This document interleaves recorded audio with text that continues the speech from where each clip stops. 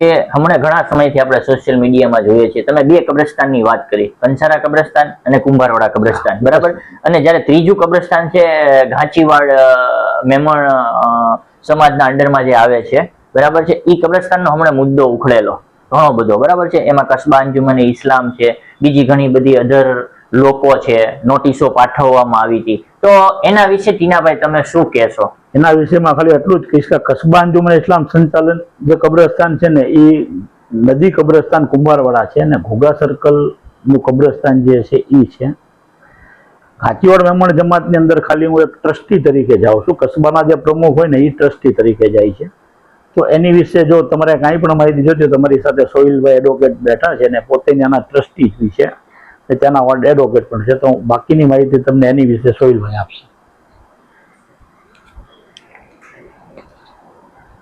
સોહિલભાઈ શું કહેશો, જે આપણે ઘાંચીવાડ કબ્રસ્તાન વાળું જે આવેલું છે મેમણ જમાત ટ્રસ્ટ દ્વારા જે અંડરમાં ચાલે છે, એનો ઘણો બધો વિવાદ છે, સોશિયલ મીડિયામાં ઘણા લોકો ટિપ્પણીઓ કરતા હોય છે, પછી સુપ્રિન્ટેન્ડન્ટ રેવન્યુ વાળાએ જે નોટિસ પાઠવવામાં આવેલી છે, એના વિશે તમે શું કહેશો કે એમાં હકીકતમાં મુદ્દો શું છે આખો? ઘાંચીવાડ મેમણ જમાતના જે ભાડુઆતો ન હતા એ બધાને સિટી સર્વે સુપ્રિન્ટેન્ડન્ટ દ્વારા નોટિસ આપવામાં આવેલી, અને તે સમયે જે કબ્રસ્તાનના મૂળ માલિક છે ઘાંચીવાડ મેમણ જમાત ટ્રસ્ટ, એ માલિકને નોટિસ નહોતી આપવામાં આવેલી. એટલે હાઈકોર્ટમાં એ બાબતે કાયદાકીય લડાઈ લડી અને એ નોટિસ માલિકને પ્રથમ આપવામાં આવે, પછી દબાણદારોને હટાવવામાં આવે એવી અરજી કરવામાં આવેલી, જેમાં હાઈકોર્ટે અમારી ગ્રાહ્ય રાખેલી અને ત્યારબાદ સિટી સર્વે સુપ્રિન્ટેન્ડન્ટ દ્વારા અમોને નોટિસ આપવામાં આવેલી.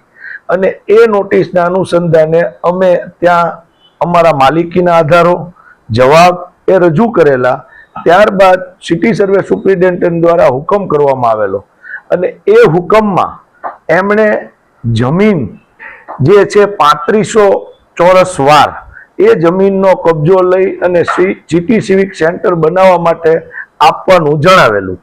એની સામે અમોએ નામદાર હાઈકોર્ટમાં કે આ હુકમ છે એ અપીલેબલ છે અને અપીલ કરવાનો સમય અમને મળવો જોઈએ એ માટે નામદાર હાઈકોર્ટમાં ગયા, અને નામદાર હાઈકોર્ટે અમારી એ અરજીને ગ્રાહ્ય રાખી અને અપીલ થતા સુધી અમોને સ્ટે આપવામાં આવેલો. અને તેમાં અમે માલિક તરીકે અને જે દરગાહને નોટિસ આપવામાં આવી હતી, જે હુજરો છે એને, એ બંને જ અરજદાર તરીકે ગયા હતા. બાકી કોઈ કબજેદારો કે જે અમારા ભાડુઆત જ નથી કે કોઈ કબ્રસ્તાનના ભાડુઆત નથી, એવા લોકોને અમે જોડીને ગયેલ નથી. એટલે હાલમાં આ અપીલ બાબતેની કાર્યવાહી ચાલુ છે અને એ અંડર કોર્ટમાં સબજ્યુડિશિયલ મેટર છે. અને સોહિલભાઈ, બીજી આપણે જયારે વાત કરવામાં આવે કે એની અંદર ઘણા લોકો જંપ લાવેલા છે, કોઈ એમ કે છે કે આમ છે, ફલાણું છે, અમારા વારસાગત છે, અમારા પરંપરાગત છે, તો આ જે તમામ ફેસલાઓ છે એના વિશે શું કહેશો તમે? જ્યાં સુધી કોર્ટમાં સબજ્યુડિશિયલ મેટર હોય ત્યાં સુધી કોઈની માલિકી બાબતે હું પણ ન કહી શકું અને સામેવાળી વ્યક્તિ પણ ન કહી શકે. જ્યારે અમે ઘાંચીવાડ મેમણ જમાત ટ્રસ્ટ 1998 થી આ મેટરમાં લડી રહ્યું છે, ત્યારે અન્ય કોઈએ પોતાનો આજ દિન સુધી માલિકી અંગેનો દાવો એ દાવાઓમાં કર્યો નથી અને એ લોકો પક્ષકાર તરીકે જોડાણા નથી. એટલે આ બાબતે ફક્ત સોશિયલ મીડિયાના માધ્યમથી જ અમે માલિક છીએ એવું જાહેર કરવું એ અયોગ્ય છે. જ્યારે એ લોકો કોર્ટમાં જવું જોઈએ, કોર્ટમાં માલિકી સાબિત કરવી જોઈએ, પણ એ બાબતે એ લોકો સરકાર સામે આજ દિન સુધી લડવા માટે અમારી સાથે નથી આવ્યા કે પોતે પણ જોડાણા નથી.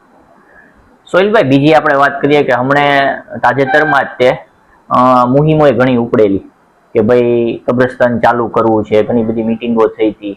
તો હવે આના વિશે, કબ્રસ્તાન ચાલુ કરવા વિશે કે એના વિશે મેમણ જમાત ટ્રસ્ટ છે એ કેવી નજરથી જોવે છે, શું કહેવા માંગે છે? ઘાંચીવાડ મેમણ જમાત ટ્રસ્ટ દરેક મુસ્લિમ સમાજની લાગણીને આવકારે છે અને ઘાંચીવાડ મેમણ જમાત ટ્રસ્ટે એવું ઈચ્છી રહ્યું છે કે તે કબ્રસ્તાનને ફરી શરૂ કરવામાં આવે, પરંતુ કોઈ ગેરકાયદેસર રીતે નહીં, પરંતુ કાયદેસરની લડાઈ લઈ કોર્ટમાં પોતાનો હક મેળવી, માલિકીનો હક મેળવીને અમે કબ્રસ્તાન ચાલુ કરવા માંગીએ છીએ. અને અમે આજે પણ કહીએ છીએ ને હવે પછી પણ એ કહેશું કે અમારી લાગણી દરેક મુસ્લિમ સમાજ સાથે જોડાયેલી છે કે અમારે કબ્રસ્તાન શરૂ કરવું છે. તો મિત્રો, આ હતા કસ્બા અંજુમને ઇસ્લામના પ્રમુખ અને સોહિલભાઈ, જે આપણા એડવોકેટ પણ છે. એમણે પણ માહિતી આપી. ઘણા સમયથી સોશિયલ મીડિયામાં જે કબ્રસ્તાનનો મુદ્દો હતો એના વિશે પણ ઘણી એમણે ચર્ચાઓ કરી.